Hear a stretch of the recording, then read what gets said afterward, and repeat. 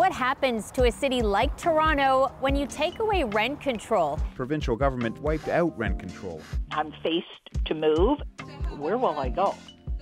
He said, if you don't like it, move out. In theory, regulating rent protects tenants from being priced out of their apartments. But one key argument against rent control is that it discourages new rentals from being built. Coupled with rent controls, it's not a very appealing picture. If developers don't think they can make enough money from a rental building, then they won't build it. If new rentals aren't being built, that's bad for renters. So what happens when rent control goes away? Do more rental buildings go up? A rent control exemption. Ontario's government did just that 5 years ago, but the results, they're not exactly what you'd expect.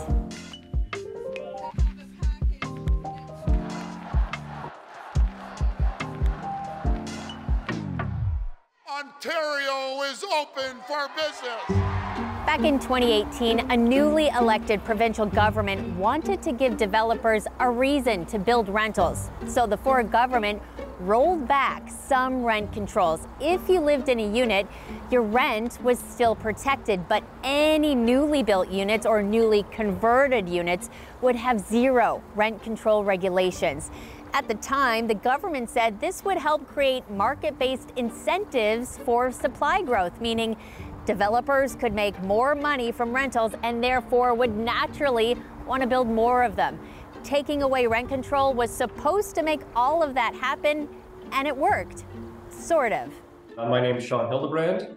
I'm president of a company called Urbanation. We've been tracking the market for over 4 decades now. According to Urban Nation's research, when Ford took away rent control, the city saw a huge jump in proposed rental buildings. There's a large inventory of rental projects in the GTA that are proposed for development, meaning they have submitted an application. Developers applied to build more than 90,000 new rental units.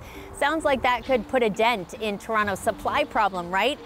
But here's the thing, only 1/3 of those applications actually got the green light.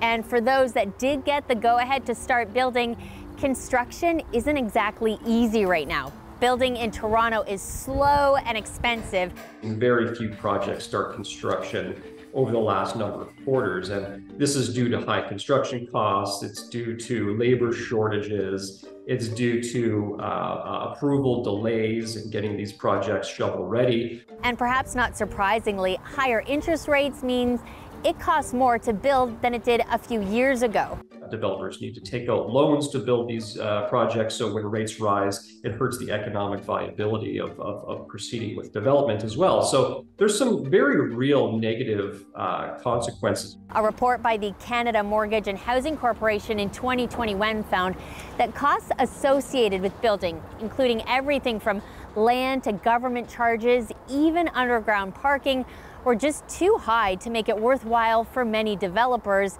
And that's even without rent control in place. That report found that depending on the location and size, some rental buildings could still be profitable enough to attract developers. And it is true that in spite of all these challenges, more rental buildings are going up now than in the last 10 years. But don't expect it to solve Toronto's rental problems overnight. The staggering length of time it takes between when a purpose-built rental is proposed and then it actually being ready to move into. Isn't Toronto one of the slowest cities in the world for getting it done? Yeah, it's I think it's 100 months between development application submission and actually having the project completed. Part of that is due to slow approvals. Part of that is due to the lengthy time it takes to build a rental building or any apartment building. 100 months to develop and build a rental building? That's more than 8 years. The reality is that new builds won't be able to keep pace with the surging demand in Toronto. We have seen an increase in housing construction generally, about 40% increase from pre-2019, both in Toronto and across the country. So the planning departments are approving permits faster, the builders are building homes faster, but they're still not keeping up. We're projecting rental demand in the GTA to increase by over 300,000 units in the next 10 years. If you look at the amount of supply that could come online from purpose-built rentals and also condo rentals, we're going to see a shortfall of like 170,000 units, and that's under a pretty optimistic scenario. And a new building years from now doesn't mean much to someone who needs an apartment today. We've made so much progress. After decades of stagnation, we're finally seeing the results of our plan. But as Canada and Ontario continues to grow at a record pace, we need to do more. We need to do more. Even Ontario's Premier admits it.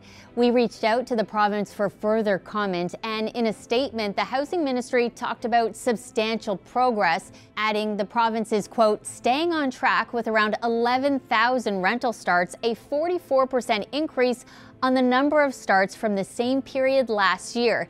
This is the highest level of rental starts on record for this time of the year. So one policy change was never going to fix Toronto's entire housing crisis, and a lot of these issues come down to things that provincial policy just can't control, like a shortage of construction workers, inflation, and interest rates going up. But there's been a lot of focus on this one thing, rent control. And it's worth asking, was that policy ever really holding back development? When Ford rolled back rent control, it really had only been in place for a year and a half. Even with decades of no rent control, rentals weren't getting built in Toronto, not on the scale the city needed. So for some, the benefits of rent control outweigh the potential negatives. So I think it's really important to keep rent controls firmly in everybody's line of sight. That is part of the issue. Making money isn't all there is. People need a place to live. What we do for one another through our governments has always been the way we make sure to provide for one another. And governments have got a bad rap at being able to do anything right, whether it's rent control or building, but it's like nobody else is going to do it for you. If we don't do it for ourselves through our governments, it's not going to get done. So if you think this is a crisis, change it. The argument I would put back to the developers is, well, you promised if we deregulate you would build, and you didn't. So we don't believe you when you say if we regulate you'll stop, because you weren't doing a lot of building in the first place, so it's not much to stop. And I think governments do need to think more seriously about rent control.